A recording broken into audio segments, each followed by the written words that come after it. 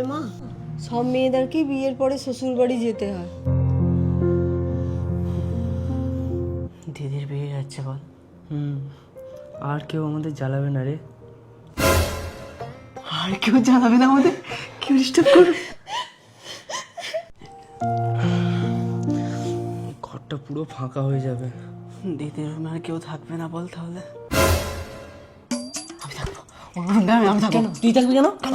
আরে এত কেন কাঁদছিস? এবার একটু চুপ কর। বৌদি, এখন আর উল্টো পাল্টা খরচা করলে হবে না বুঝলি, বোনের বিয়েতে অনেক খরচা হবে।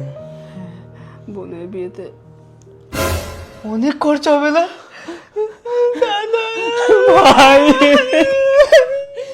ওই দেখ, তোর কান্না দেখে আবার তোর দাদা ভাইয়েরাও কাঁদছে।